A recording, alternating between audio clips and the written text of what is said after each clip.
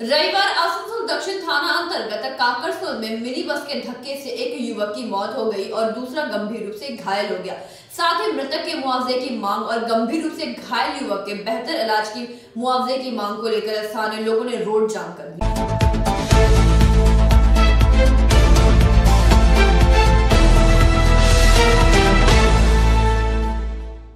रविवार आसनसोल दक्षिण थाना अंतर्गत काकरसोल में मिनी बस के धक्के से एक युवक की मौत हो गई थी, दूसरा गंभीर रूप से घायल हो गया था। मृतक के मुआवजे एवं घायल युवक के बेहतर इलाज एवं मुआवजे की मांग को लेकर स्थानीय लोगों ने मंगलवार सतैसा मोड़ पर धरना पर बैठ गए एवं जीटी रोड को जाम कर दिया।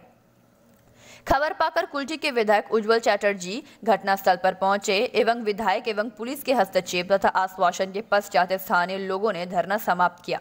आपको बता दें कि बीते रविवार आसनसोल दक्षिण थाना अंतर्गत सतैसा मोड़ पर मिनी बस के धक्के से दो भाई नीरज साव एवं सोनू साव घायल हो गए थे, जिसमें नीरज साव की मौत मौके पर ही हो गई थी। खबर पाकर एमआईसी संजय नौनिया घटनास्थल पर पहुंचे। इनके द्वारा समझाने बुझाने तथा आश्वासन देने के पश्चात स्थानीय लोगों ने सड़क जाम हटाया।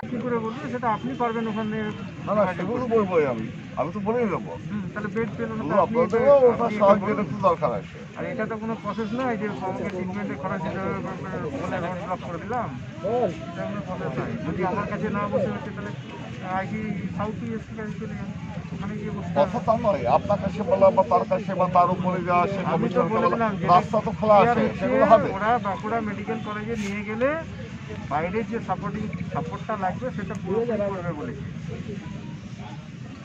बोलेंगे बात तो बता रहा। अभी तक तो कोई ना उसका आदमी कोई जा रहा है ना आ रहा है ना कोई बातें कर रहा है। वो भाई कहाँ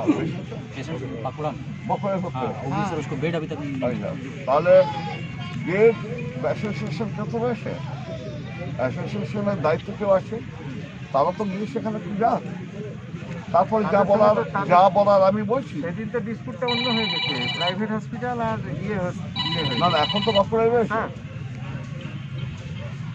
হ্যাঁ স্যার, উজ্জ্বলের সঙ্গে কথা বলছি। হ্যাঁ হ্যাঁ আমি বললাম তো স্যার, ওনাকে বলছি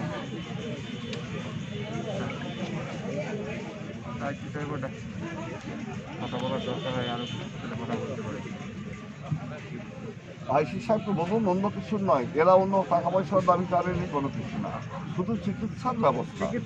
চিকিৎসার জন্য যেগুলো প্রয়োজন হয় সরকারিভাবে যে না আসে তার সাথে কিছু আলোচনা করে ডাক্তারদের সাথে কথা বলে সহযোগিতা করে ভালো ওষুধ করবে। 100% এইটা ওটা তো 100% করবে, আমি তো বেশি করবে কি বলছেন, ঠিক আছে, কিন্তু ওদের সঙ্গে যোগাযোগ করতে পারিনি।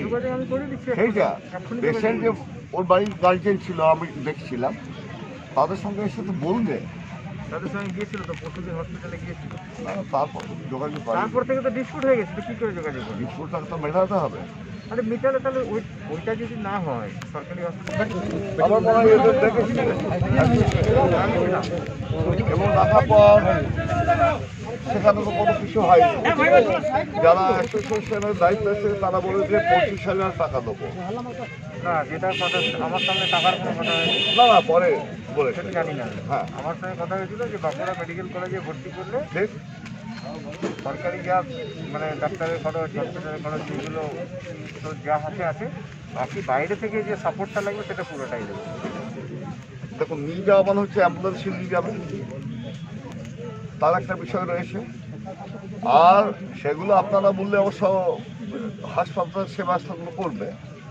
আর দ্বিতীয় হচ্ছে তার চিকিৎসার জন্য ভালো ওষুধপত্র বা যদি কোনো কিছু থাকে সেইগুলোর জন্য ব্যবস্থা, বাকি তো সরকারিভাবে সামনে হবে। সেটা তো দেবে বলছিল, সেটা তো আমার সামনেই বলেছিল দেবো, কিন্তু তারপর তো বলছি কিছুই করছে না।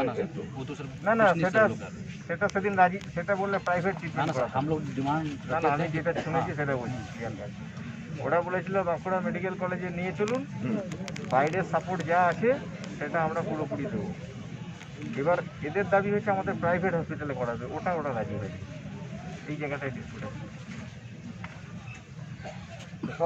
सर ये तो आप लोग को भी देखना चाहिए कि हम एक ही घर का मान एक ही घर का एक्सीडेंट होता है, एक ही घर का ना दोनों घर का। सुनिए ना सर, एक्सीडेंट আমি বলেছিলাম যে বাঁকুড়াতে মেডিকেল কলেজে ট্রিটমেন্ট করান, বাইরে থেকে যা সাপোর্টিং সাপোর্ট লাগবে আমরা করে দেবো। ना ठीक है सर, अभी तक तो वही बात এবার আপনি বললেন আমাকে অ্যাপেলো হসপিটালে নিয়ে যাবে, সেটা তো सर आप बोलो तो हम कुछ बोले नहीं सर। अरे प्राइवेट हॉस्पिटल हम लोग सर बोले अभी प्राइवेट तक तो कोई बोला नहीं कि प्राइवेट हॉस्पिटल में वो लोग राजी नहीं है, क्यों ये तो नहीं हो सकता। एक मिनट, अभी तक तो कोई बोला नहीं कि सर आप अपोलो हॉस्पिटल लेके चलिए या वहाँ से। আমি উদাহরণ দিলাম, আপনি যেমন প্রাইভেট হসপিটাল বলছেন, প্রাইভেট হসপিটালে ওরা ট্রিটমেন্টটা বলছে আমরা করাতে পারবো না। না না, ঠিক আছে, বাঁকুড়া মেডিকেল কলেজে যদি তার ব্যবস্থাটা ভালো করে করে বলেছে হচ্ছে যেখানে একটা অ্যাক্সিডেন্ট হয়েছিল, রোড অ্যাক্সিডেন্ট, সেই অ্যাক্সিডেন্টে একজন মারা গেছে এবং একজন অত্যন্ত গুরুতর অসুস্থ অবস্থায় বাঁকুড়া মেডিকেল কলেজে ভর্তি আছে। দাবিটা ছিল তার সুচিকিৎসা বা যারা দায়িত্বে আছেন তারা আলাপ আলোচনায় বসেছিল, কিন্তু তাতে কোনো সুস্থ মীমাংসা না হওয়ার জন্যে এখানে সাধারণ মানুষ আজকে পুরোপুরি রাস্তা অবরোধ করে। আমরা তৃণমূলের পক্ষ থেকে তাদেরকে সহযোগিতা করি, সম্পূর্ণরূপে আমরা সাহায্যের হাত বাড়িয়ে দেওয়ার প্রতিশ্রুতি তাদের দিয়েছি।